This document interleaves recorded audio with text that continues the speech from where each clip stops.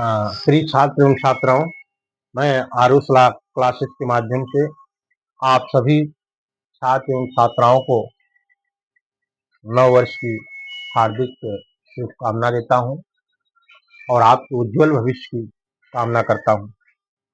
और इसी के साथ एक टॉपिक है जो बड़ी महत्वपूर्ण है। हमने लिखा है संप्रभुता। Sovereignty of the Indian constitution.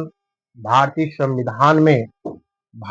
संविधान में एक संप्रभुता वर्ड है और उस संप्रभुता के संदर्भ में कुछ चीजें पूछी जाती हैं जो इम्पोर्टेंट है, उसको मैं बताने का प्रयास कर रहा हूं। सबसे पहला क्वेश्चन उत्पन्न होता है कि व्हाट इज द सॉवरेंटी। संप्रभुता है क्या चीज? संप्रभुता कहा किसे जाता है? सॉवरेन कहा किसे जाता है? तो सबसे पहले एक विधिशास्त्री हैं ऑस्टिन, जिन्होंने अपने एनालिटिकल स्कूल में इम्परेटिव थ्योरी ऑफ लॉ दिया और उस इम्परेटिव थ्योरी ऑफ लॉ का जो पहला पिलर बनाया, पहला एलिमेंट बनाया, वो सॉवरेंटी ही बनाया। और दूसरा कमांड, तीसरा सैंक्शन। तो वहां से हम सॉवरेंटी को देखते हैं। उन्होंने डिफाइन किया सॉवरेंटी को, संप्रभुता को, और according to Austin define of sovereignty, संप्रभुता को डिफाइन करते हुए उन्होंने बताया कि sovereign power is the supreme power.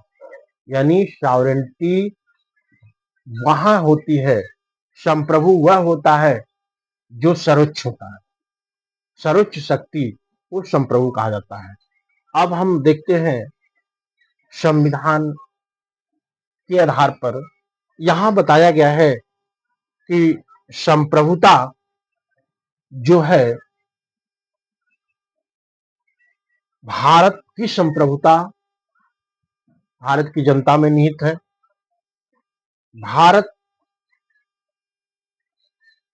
संप्रभु है और किसी भी विदेशी सत्ता के अधीन, किसी विदेशी शक्ति के अधीन, किसी विदेशी साम्राज्य के अधीन भारत न तो आंतरिक रूप से और न तो बाह्य रूप से किसी सत्ता, शक्ति, देश के अधीन नहीं है।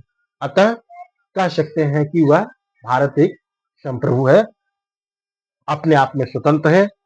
और हालांकि भारत राष्ट्रमंडल का सदस्य है, लेकिन राष्ट्रमंडल की सदस्यता को भारत ने स्वेच्छा से स्वीकार किया है और जब चाहे उससे अलग भी हो सकता है।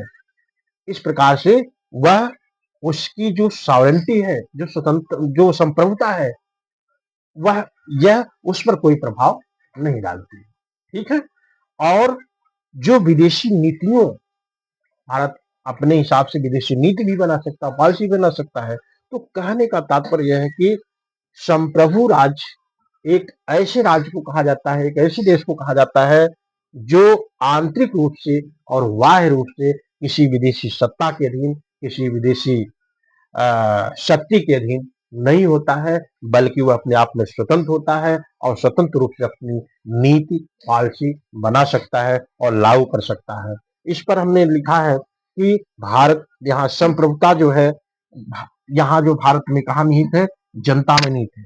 भारत में संप्रभुता जनता में निहित है, इसलिए कहा जाता है भारत में जनता द्वारा, जनता के लिए और जनता का शासन। यानी जनता द्वारा, जनता के लिए, जनता का शासन, ये होता है लोकतंत्र शासन प्रणाली में।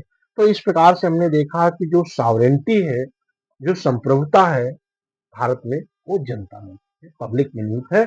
और पूछा जाता है, कभी कभी इंटरव्यू में पूछा जाता है, अधिकांश पूछा जाता है कि संप्रभुता से आप क्या समझते हैं? तो आप ये बता सकते हैं कि संप्रभु ऐसी शक्ति जो आंतरिक और बाह्य रूप से किसी सत्ता के अधीन नहीं है, उसे हम संप्रभु कहते हैं। ठीक है। जैसा कि ऑस्टिन ने भी बताया कि sovereign power is the supreme power. और यहां भी आपने देखा कि भारत आंतरिक और बाह्य रूप से किसी सत्ता के अधीन, किसी शक्ति के अधीन नहीं है, अतः ये एक सॉवरेन है अपने आप में और सुप्रीम।